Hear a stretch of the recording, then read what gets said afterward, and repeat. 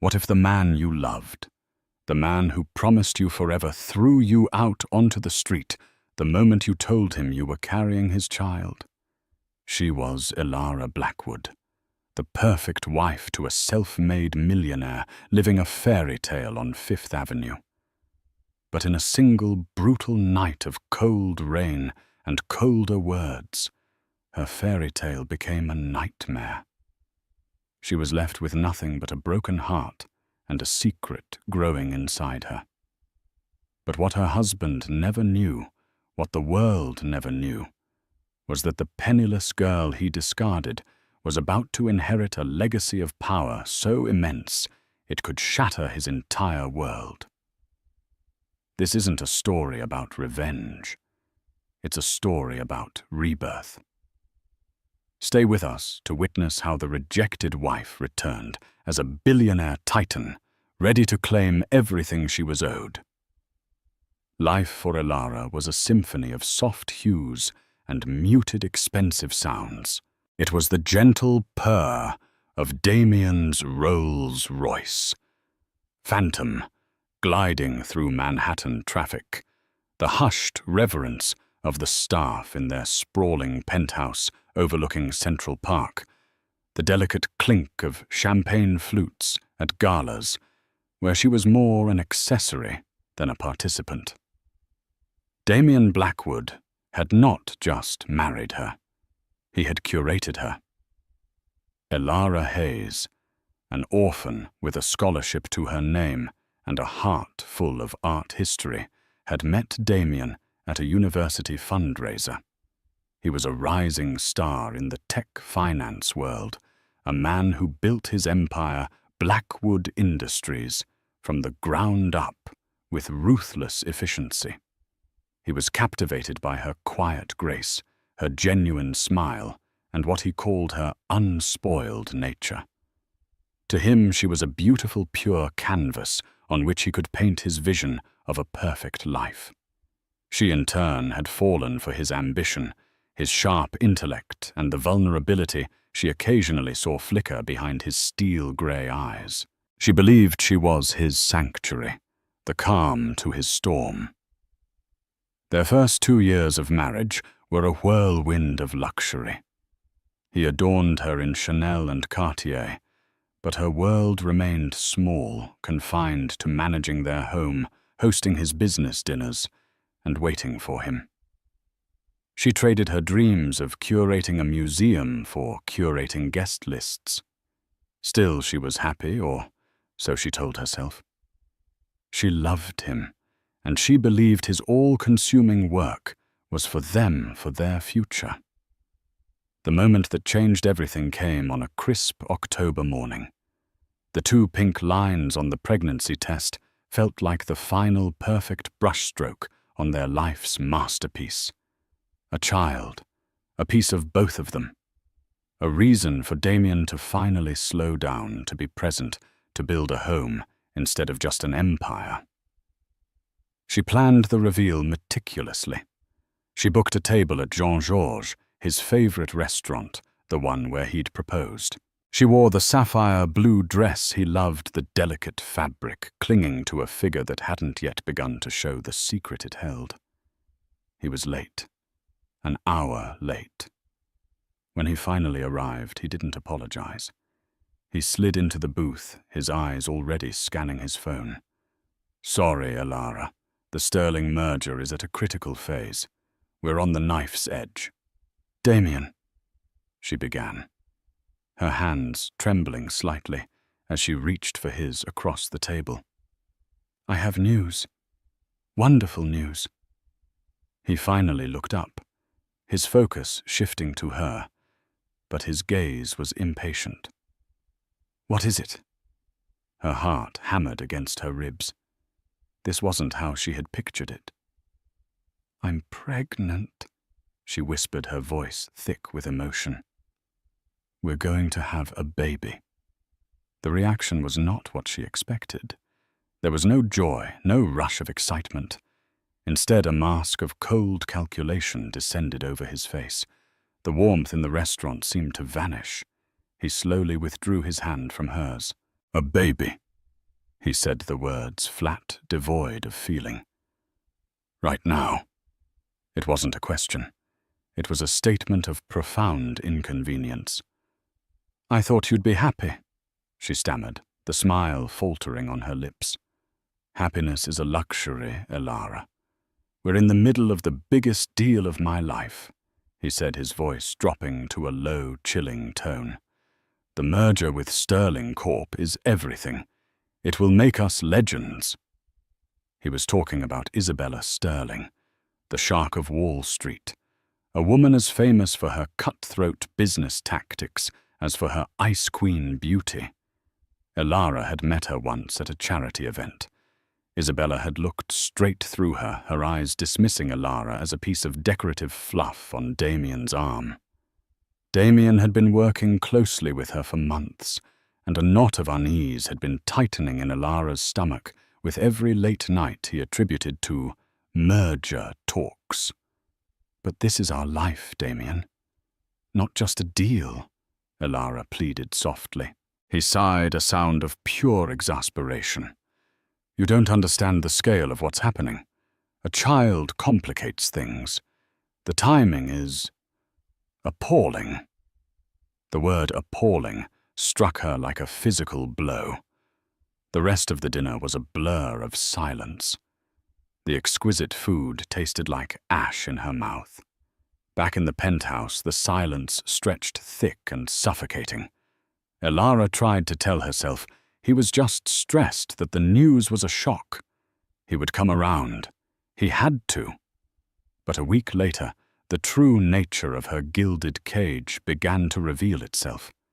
She found a receipt from the jeweler Asprey, not for the simple locket she had admired last month, but for a custom-designed diamond necklace, a piece so extravagant it was clearly meant to seal a deal or a heart.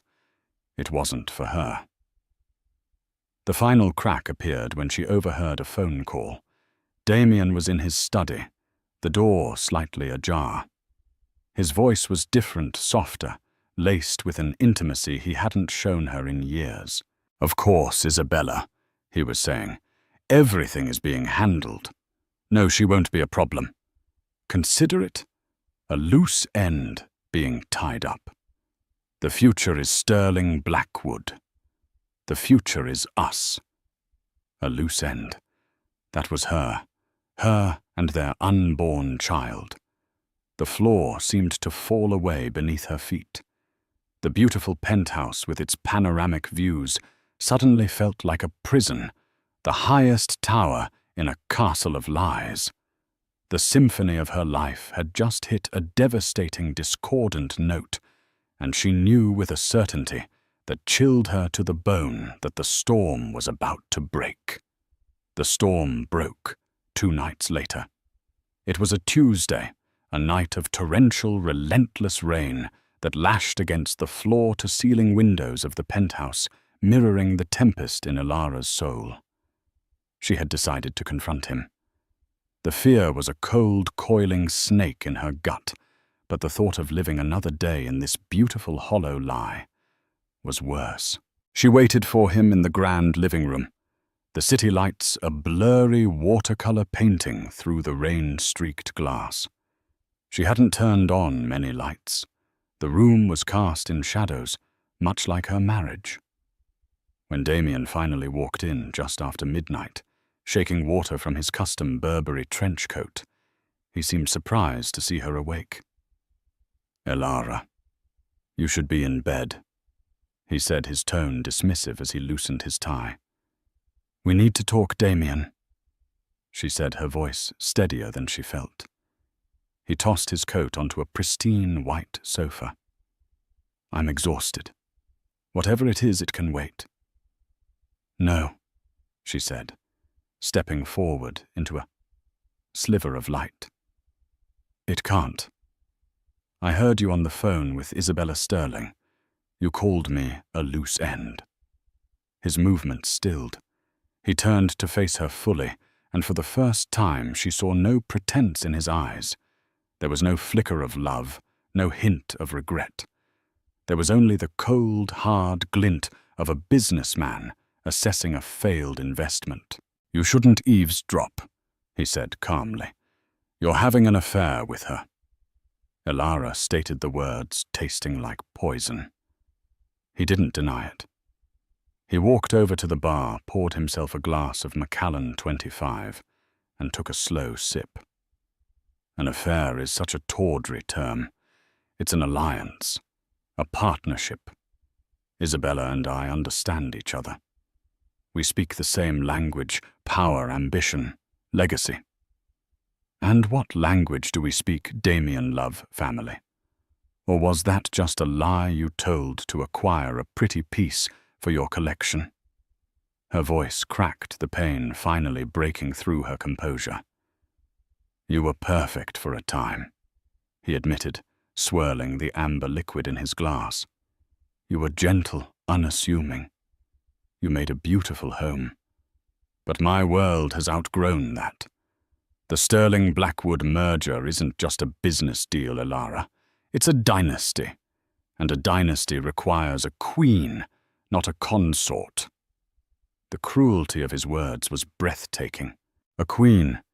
And what about your child? Does your dynasty not require an heir?" He set the glass down with a sharp click.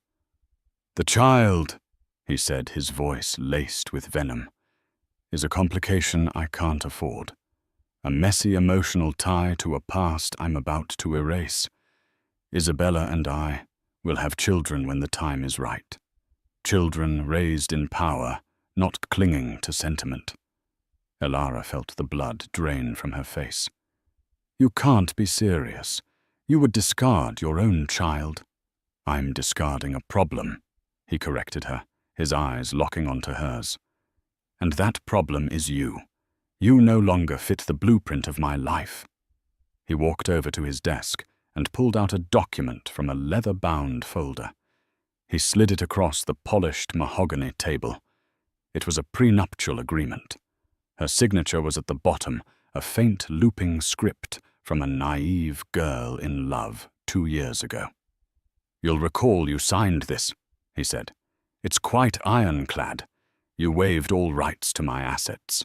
However, for your silence and swift departure, I'm prepared to offer you a one-time settlement of $50,000. You'll sign a non-disclosure agreement, disappear, and this inconvenience will be dealt with." $50,000. Hush money. For her silence, for their marriage, for their child. The insult was so profound it almost made her laugh. "I don't want your money," she whispered, her body trembling with a mix of rage and heartbreak. "No." His eyebrow arched. "Suit yourself.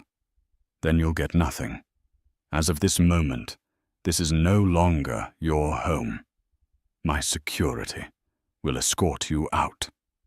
It was happening so fast, her mind couldn't process the sheer velocity of the destruction. "Damien, please," she begged, tears finally streaming down her face. "Think about the baby. Our baby."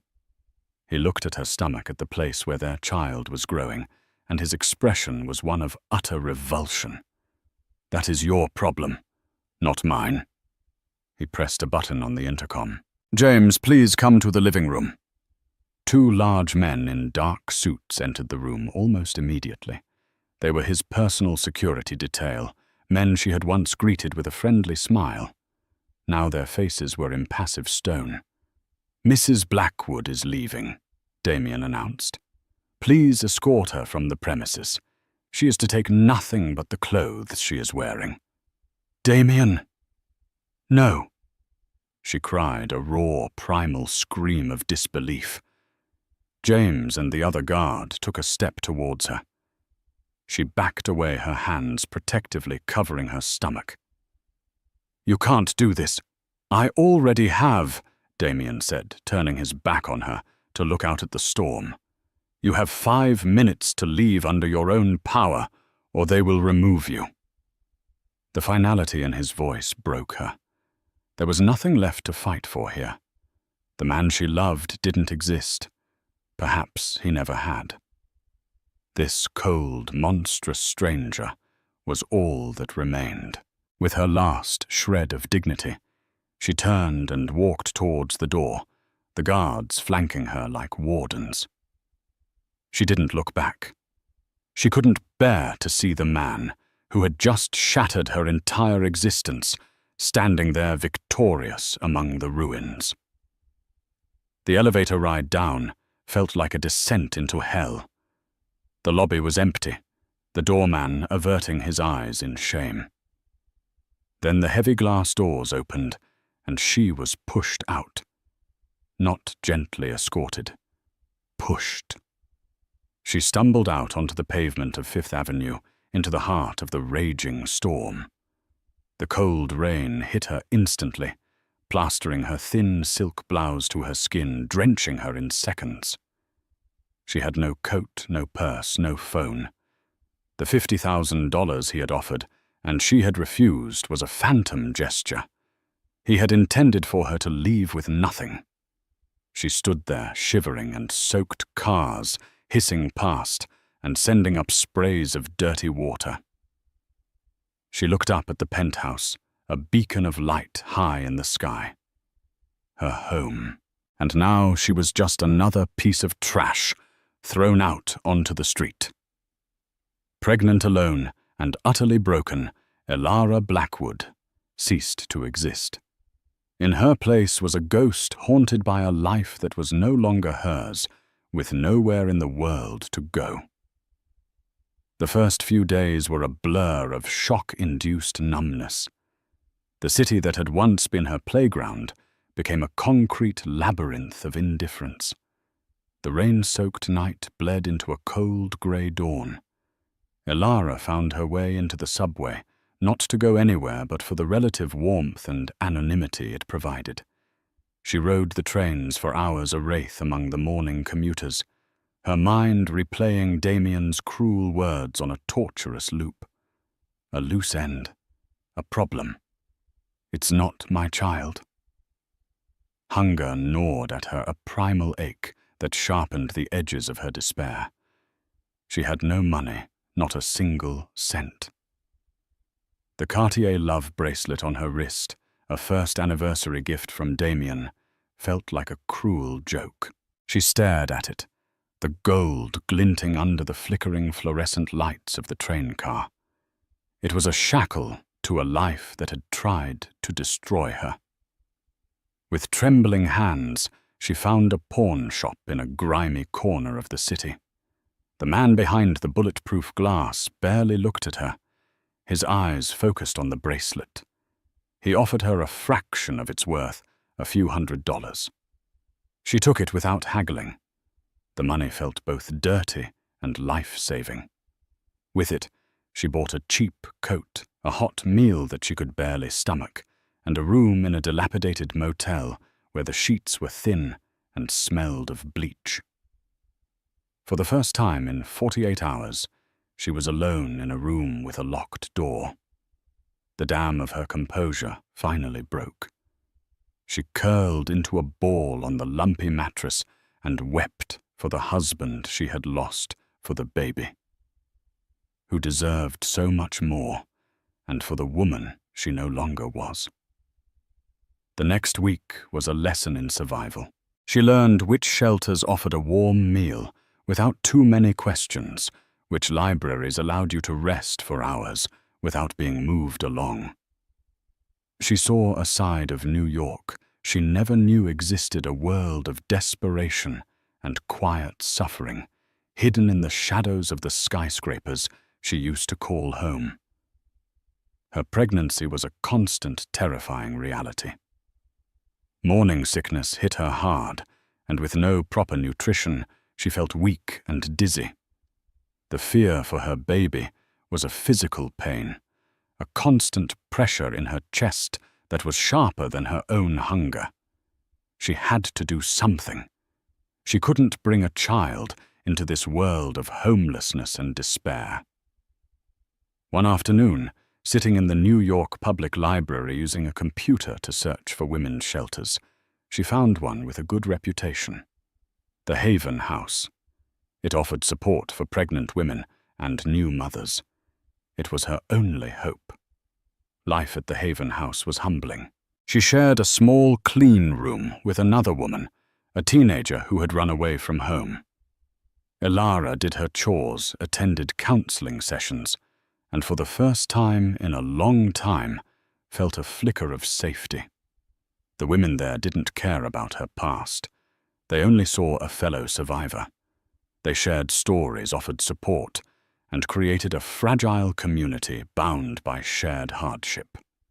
Elara, who had once hosted dinners for billionaires, was now learning how to budget $5 for a day's worth of groceries.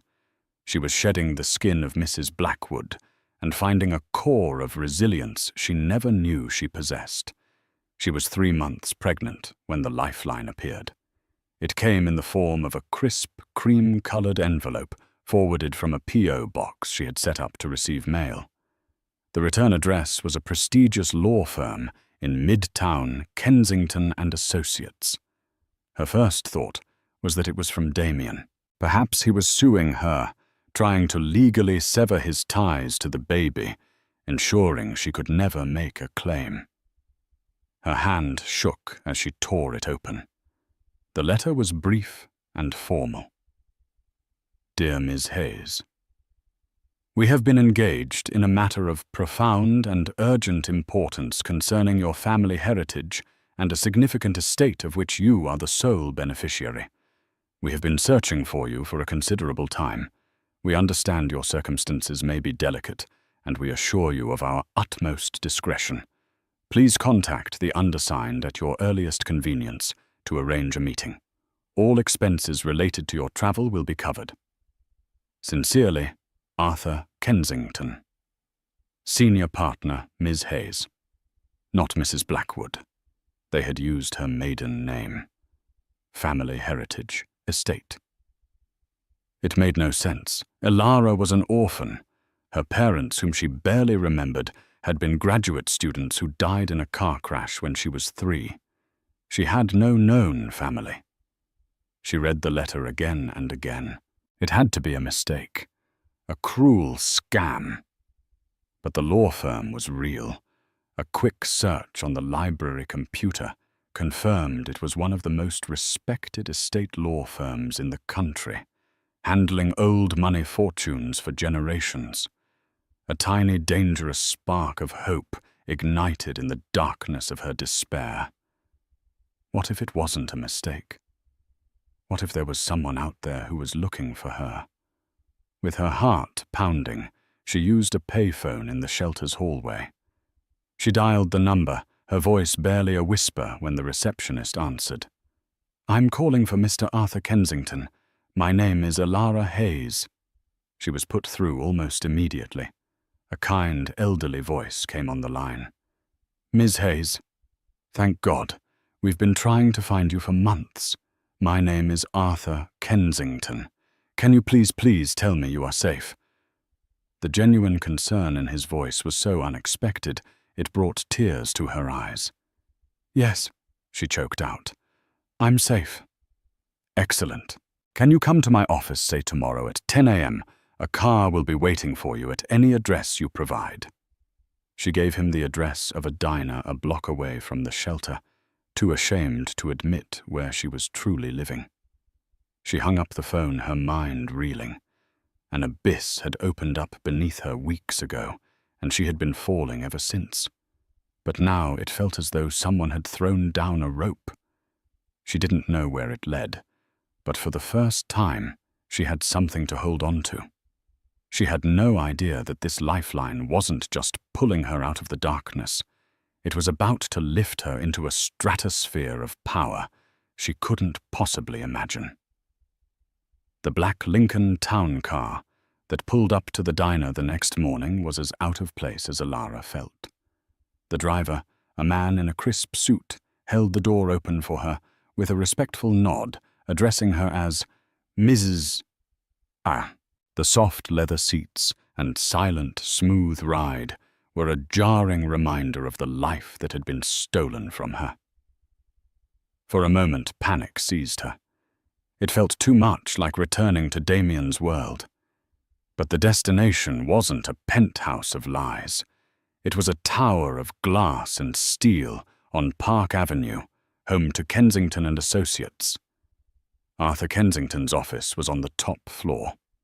It wasn't ostentatious like Damien's, which was all sharp angles and modern art designed to intimidate. This room was filled with old-world elegance, rich mahogany bookshelves, crammed with leather-bound volumes, antique maps on the walls, and a large desk that had seen a century of secrets. The man who stood to greet her was in his late 70s, with kind eyes, a warm smile, and an impeccably tailored suit. Miss Hayes, Elara, it is an honor to finally meet you, he said, shaking her hand gently. Please sit. Can I get you anything tea-water? She simply shook her head, too nervous to speak. She sat in a plush armchair, her worn-out coat a stark contrast to the opulence of the room. Mr. Kensington sat opposite her, his expression a mixture of sympathy and professional gravity. I know you must have 1,000 questions, he began, and I know the contents of my letter were cryptic. The truth is, Elara, your life is not what you believe it to be. He opened a thick file on his desk. You were raised believing you were an orphan, your parents being simple graduate students. That is only partially true. Your mother was indeed a student. Your father, however, your father was Michael Vanderbilt. The name meant nothing to her. Kensington seemed to expect this. Michael Vanderbilt, he continued softly, was the only son and heir of Alistair Vanderbilt. This name sent a jolt through her. Alistair Vanderbilt. Even Elara in her insulated world knew that name. He was a legend, a mythical figure in the world of global finance and industry. A reclusive billionaire, often compared to Howard Hughes, who had built an empire so vast and diversified that its full extent was unknown. He hadn't been seen in public for over 2 decades. My grandfather. The words felt foreign and absurd on her tongue. Yes, Arthur confirmed. Alistair Vanderbilt is your maternal grandfather. He corrected himself. I'm sorry, your paternal grandfather. A mistake in my phrasing. But how my parents? They died. I was told there was no one else. Arthur's face softened with sadness. This is the difficult part of the story. Your grandfather was a formidable and at times a very controlling man. Your father, Michael, fell in love with your mother, a brilliant art historian, against Alistair's wishes. He wanted his son to marry into another powerful dynasty. Michael refused. He chose love over his inheritance. He and your mother eloped, changed their name to Hayes, to escape Alistair's influence, and tried to build a life on their own terms. He paused, letting the information sink in. Alistair was proud and stubborn. He cut Michael off. They were estranged for years. When your parents were killed in that tragic accident, you were only 3. Alistair was consumed by grief and guilt. He tried to find you, but the trail had gone cold. You'd been placed into the foster care system under the name Elara Hayes. For over 20 years, Alistair has been searching for his lost granddaughter. He has spent a fortune, employed the best private investigators in the world, all to no avail. Until 3 months ago. He slid a photograph across the desk. It was a picture of a young, handsome man with kind eyes and a woman with a radiant smile holding a small child between them. The child was her, and the man, he had her eyes. An investigator finally found your parents' marriage certificate, filed under their real names in a small town upstate, Arthur explained. From there we tracked your journey through the foster system and your scholarship to NYU. We found your marriage record to Mr. Damien Blackwood. We were preparing to contact you at his residence when our investigator reported. Well, he reported the distressing events of a few weeks ago. We lost you again until you set up that P.O. box. Elara, your grandfather has been beside himself with worry. Elara stared at the photograph, her vision blurring with tears. A family. She had a family. A father and mother who had chosen love. A grandfather who had been searching for her. "Where is he?" she whispered. "My grandfather." Arthur's expression grew somber. "Alistair passed away 2 months ago, Elara. I am so sorry. His final wish, the sole purpose of his last years, was to find you and make amends, to give you the life your father gave up for love." The spark of hope that had ignited in her flickered with a fresh wave of grief. She had found her family, only to lose them all over again. "He never stopped loving his son," Arthur continued gently, "and he never stopped searching for you. He amended his will years ago. In the event of his death, if you were found, you were to be his sole heir." Arthur leaned forward, his gaze direct and serious. "Elara, I don't think you comprehend the scale of what this means. Alistair Vanderbilt didn't just own a few companies. He owned a global conglomerate, shipping technology, real estate, pharmaceuticals. His net worth wasn't measured in millions or even single-digit billions. Upon his passing, the estimated value of the Vanderbilt estate is over $97 billion. The number was so vast it was meaningless. It was an abstraction. Elara's mind, which had recently been preoccupied with counting spare change for a meal, simply could not process it. 97 billion, she repeated the words, feeling like a foreign language. "That is a conservative estimate," said Arthur, "and it all belongs to you. The homes in Geneva, London, and the private island in the Caribbean, the controlling interest in over 50 global corporations, the art collection which rivals that of a national museum. Everything. You are, for all intents and purposes, one of the wealthiest women in the world." The room began to spin. Elara gripped the arms of the chair to steady herself. She thought of Damien, so proud of his self-made millionaire status, fighting for his precious merger to create a dynasty. His entire empire was a rounding error in the face of this. She thought of herself cold and shivering on a park bench, worrying about how she would feed her child. The irony was so staggering, so cosmically cruel and beautiful that she began to laugh. It wasn't a laugh of joy, but a wild, unhinged sound of disbelief and shock. It was the sound of a world breaking apart and reforming in a single, earth-shattering moment. Arthur Kensington watched her, his expression understanding. He had seen fortunes change hands, but never like this. He was witnessing the birth of a new power forged in the crucible of betrayal and despair. When her laughter subsided into shaky breaths, Elara looked at him, her eyes clear and sharp for the first time that day.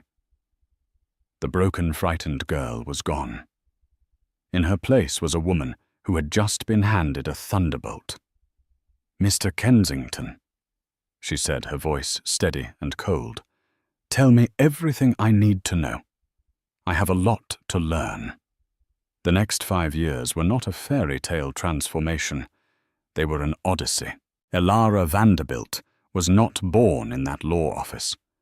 She was forged piece by piece in the fires of relentless education and quiet determination. Arthur Kensington became her Virgil, guiding her through the intricate circles of her newfound hell and heaven. Her first act was to disappear. The world knew Elara Hayes was gone, and Elara Blackwood had vanished. A new identity known only to a handful of trusted advisors was created. She moved into her grandfather's secluded estate in Geneva, a breathtaking chateau overlooking the lake, surrounded by walls of stone and secrecy. The early months were overwhelming. While her body nurtured the new life growing inside her, her mind was a battleground. She grieved for the grandfather she never met, poring over his letters, his journals, trying to understand the brilliant, stubborn man who had shaped her destiny.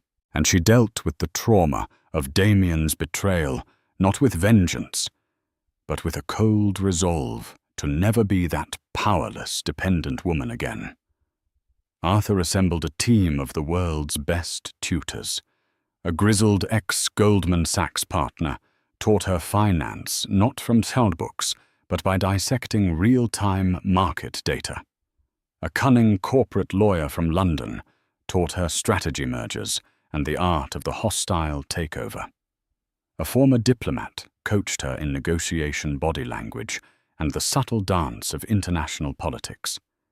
She devoured information, working 18-hour days, fueled by black coffee and an unyielding desire to become the master of her own fate.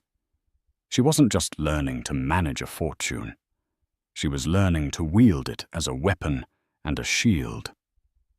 6 months after her arrival in Geneva, she gave birth to a beautiful baby girl with her father's kind eyes. She named her Lily. Holding her daughter for the first time, Elara made a silent vow. Lily would never know the fear and uncertainty her mother had endured.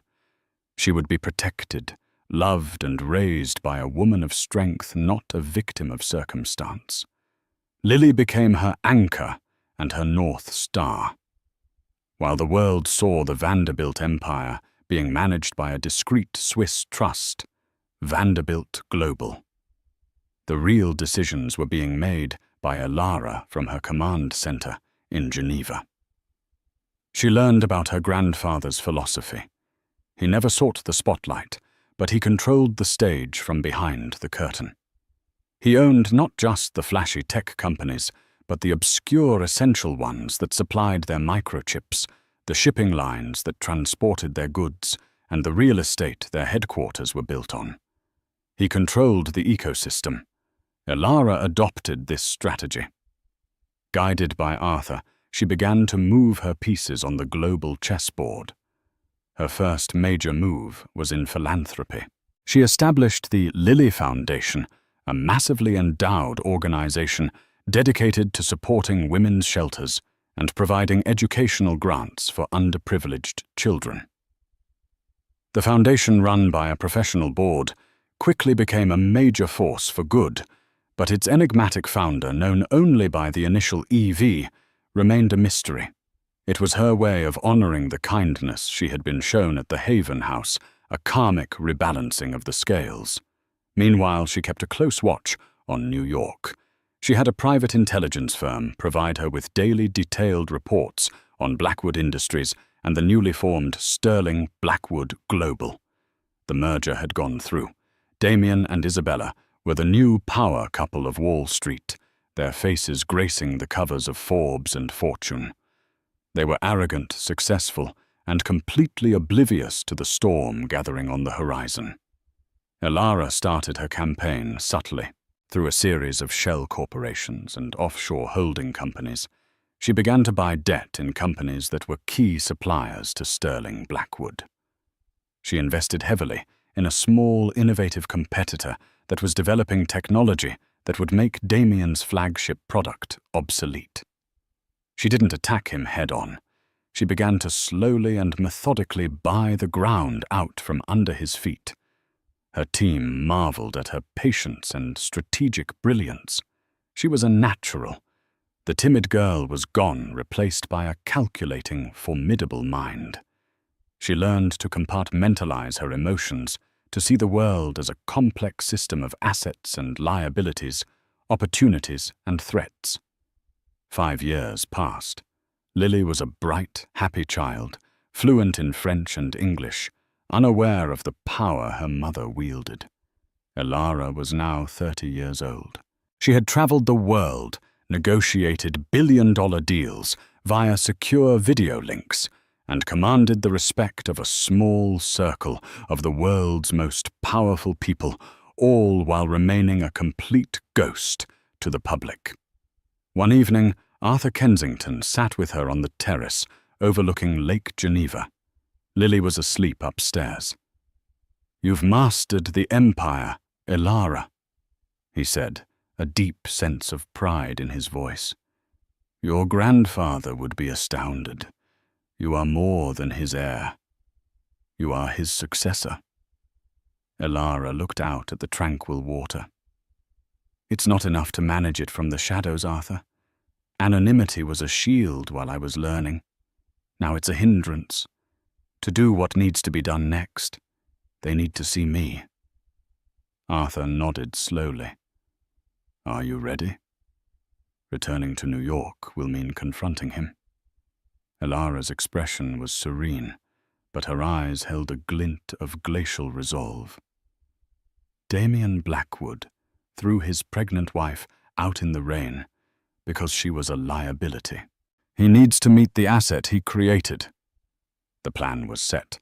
The annual Metropolitan Charity Gala, the pinnacle of the New York social scene, was in 3 weeks.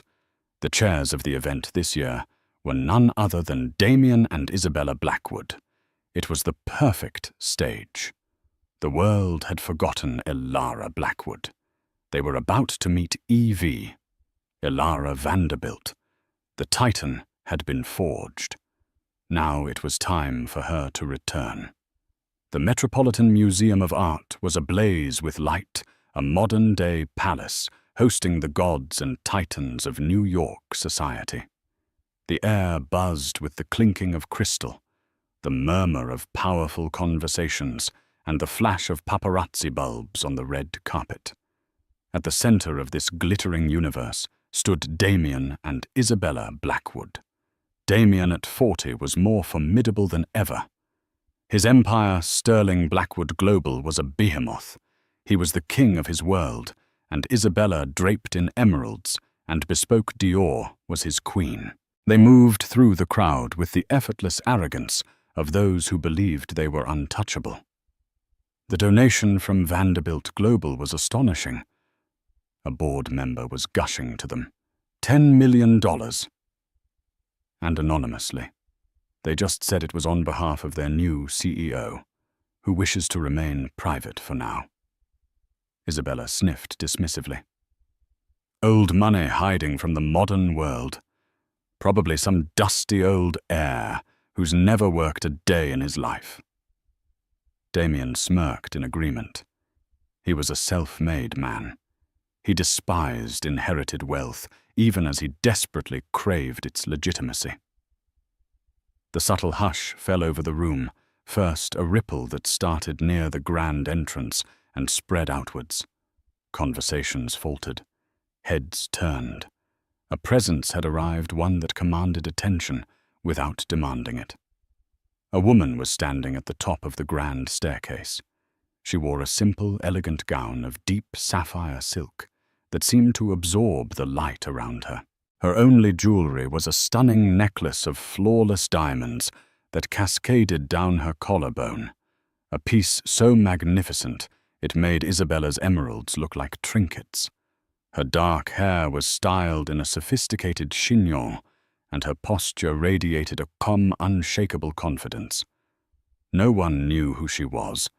She was not a celebrity, not a known socialite.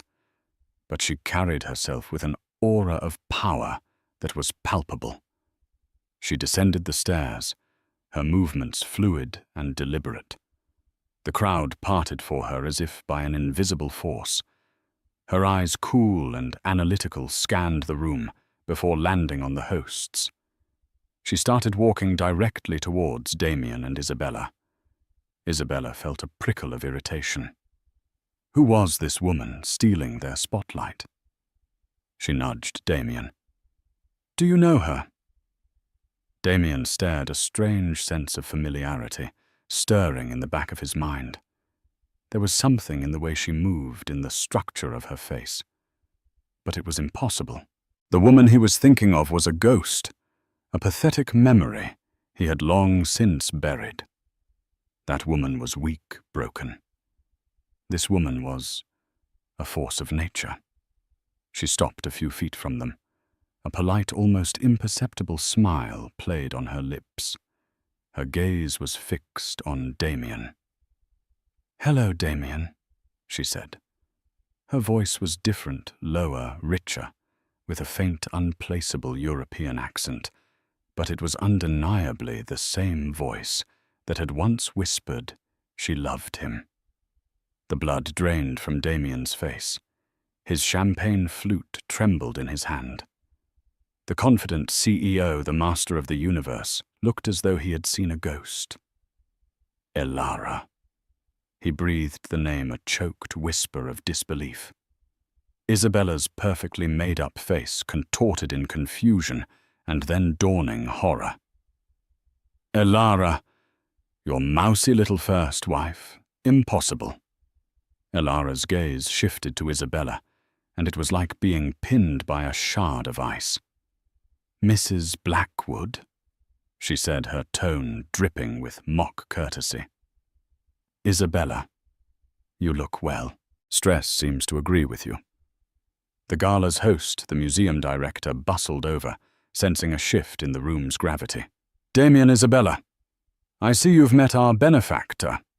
He turned to Elara with a beaming smile. "Everyone, I would like you to meet the new CEO of Vanderbilt Global, the woman responsible for tonight's incredible donation. This is Ms. Elara Vanderbilt." The name dropped into the silence like a bomb. Vanderbilt, the mythical trillion-dollar empire, the reclusive, powerful family. The collective gasp was audible. Damien stared at her, his mind struggling to connect the dots. The penniless orphan he had thrown into the street was a Vanderbilt. It was a logical impossibility, a nightmare come to life. "Vanderbilt," he stammered. "But you had nothing." "I had nothing you valued," Elara corrected him calmly, her voice carrying in the sudden quiet. "There's a significant difference." Isabella, recovering from the shock, stepped forward, her eyes flashing with venom. "What is this, some kind of trick? Did you marry some decrepit old Vanderbilt and take his name?" Elara's smile didn't waver. "Alistair Vanderbilt was my grandfather.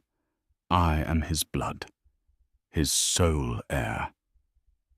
The finality of her statement hung in the air, irrefutable and devastating. The whispers around them erupted into a roar of speculation.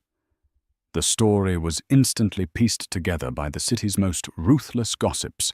The powerful Damien Blackwood had divorced his unknown orphan wife years ago, only for her to be revealed as the heiress to one of the world's greatest fortunes.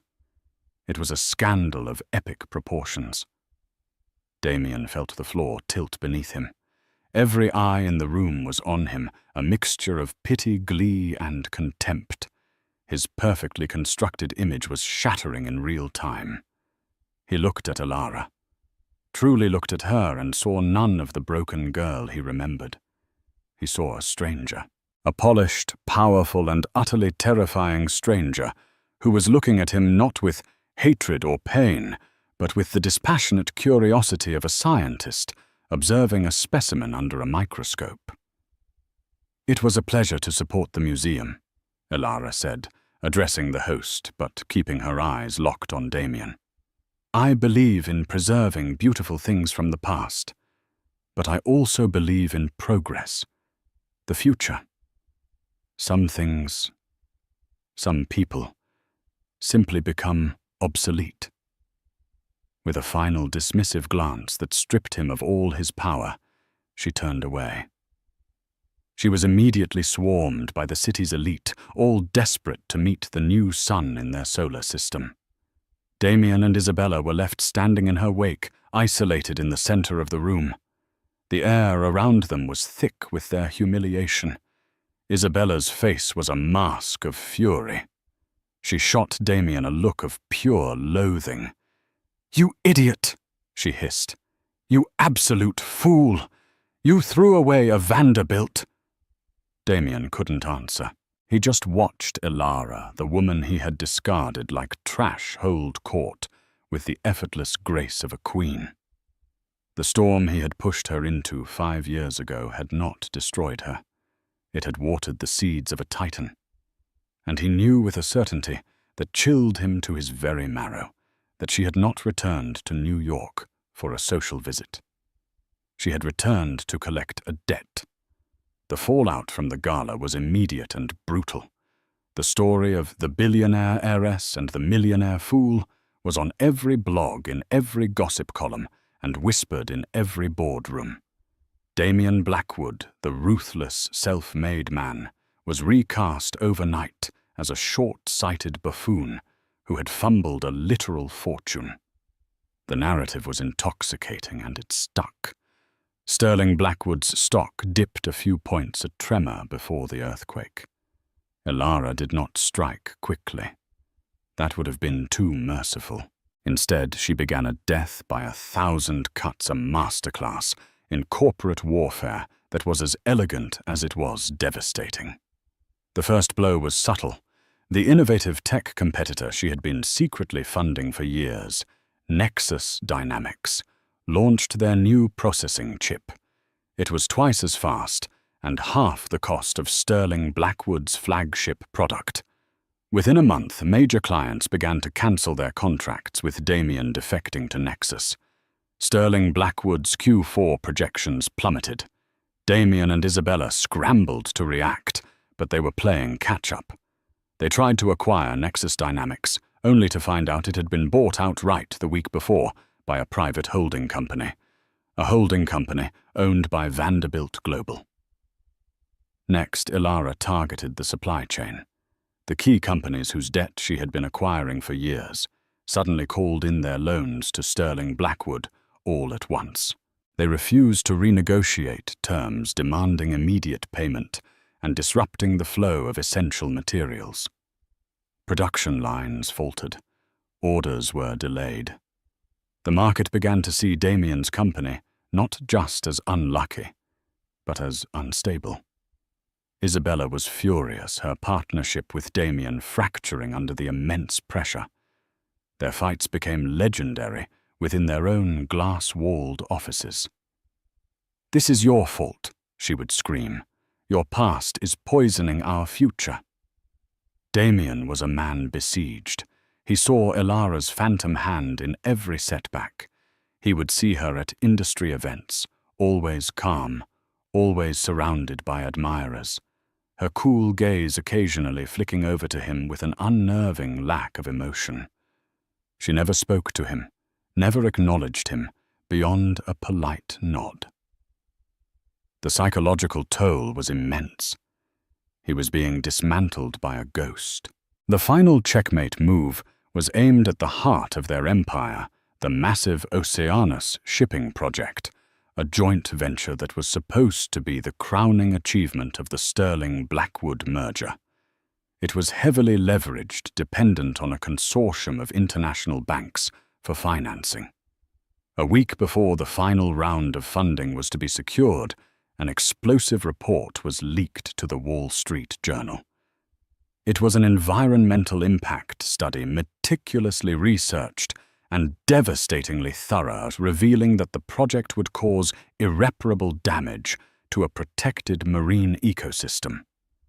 The report also contained leaked emails from Damien, callously dismissing the environmental concerns as tree-hugger nonsense that could be buried in paperwork. The public outcry was enormous. ESG, environmental, social and governance investors pulled out in droves. The banking consortium withdrew its offer of funding. The Oceanus project, the very foundation of Sterling Blackwood Global, collapsed overnight. Their stock didn't just dip, it cratered. In a single day, sterling Blackwood lost 60% of its value. Margin calls were triggered. The empire Damien had spent his life building was insolvent. That evening, Damien found Isabella in their penthouse, her suitcases packed. "Where are you going?" he asked, his voice hollow. "My father is salvaging what's left of Sterling Corp," she said, her voice devoid of any emotion. "He's cutting this toxic merger loose. He's cutting you loose. Our marriage is over, Damien. I backed a losing horse." She walked out without a backward glance, leaving him alone in the silent, opulent tomb he had built.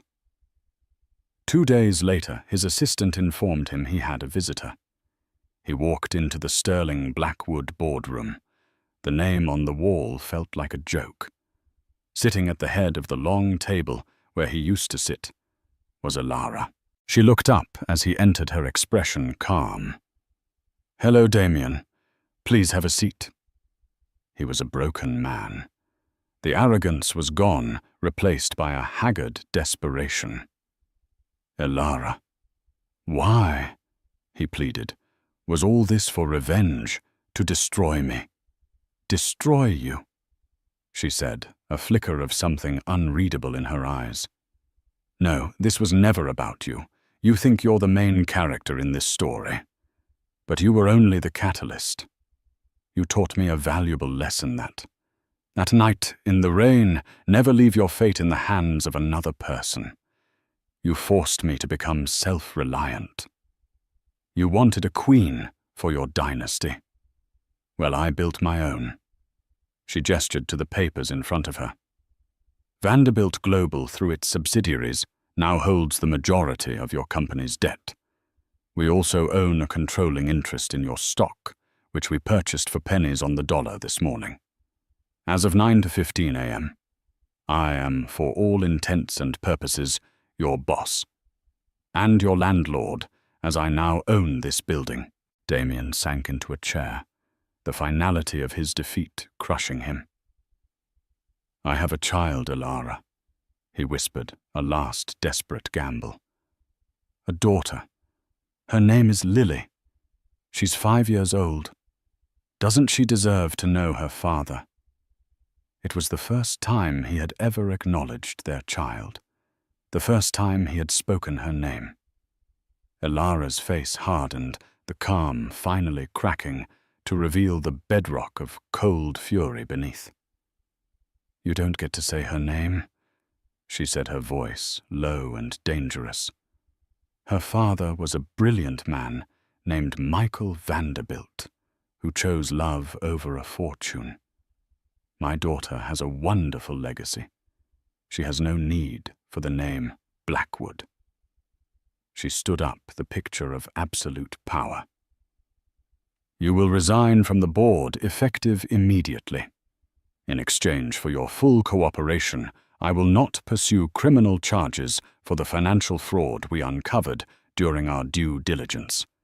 You will be left with enough to live, but not enough to matter. You will disappear. You have become a loose end." She used his own words against him, the final perfect twist of the knife. He stared at her, the woman he had created, and who had in turn unmade him. He saw no path to redemption, no hope for forgiveness. He had sown the wind, and now he had reaped the whirlwind. Elara walked out of the boardroom and didn't look back. She took the elevator down to the ground floor, where her car was waiting. As she stepped out into the bright New York afternoon, her phone buzzed. It was a video call from Geneva. Lily's smiling face appeared on the screen. "Mummy, when are you coming home?" A genuine warm smile transformed Elara's face, melting away the icy CEO and revealing the loving mother. "I'm on my way now, my love. My work here is finished." The reckoning was over. It wasn't about destroying Damien. It was about closing a chapter. It was about ensuring that no one could ever hold power over her or her daughter again. She hadn't just taken back her life. She had built a new one, a true dynasty founded not on ambition and greed, but on resilience, love, and unshakable strength. Eilara's journey wasn't just about the shift from rags to riches. It was about the forging of an unbreakable spirit. She transformed her deepest pain into her greatest power. The man who saw her as a disposable accessory inadvertently created his own downfall by underestimating the woman he threw away. Her story is a powerful reminder that our worth is never determined by how others treat us, but by how we rise after we fall. She didn't just reclaim her life. She built an empire on the foundations of her own resilience, securing a future not of revenge but of purpose for herself and her daughter Lily. It's a testament to the idea that sometimes losing everything is the first step to gaining it all. If Eilara's incredible story of transformation and empowerment resonated with you, please show your support by hitting that like button. Share this video with someone who needs a reminder of their own inner strength. And most importantly, subscribe to our channel and turn on notifications so you don't miss our next unforgettable story. What part of Eilara's journey inspired you the most? Let us know in the comments below.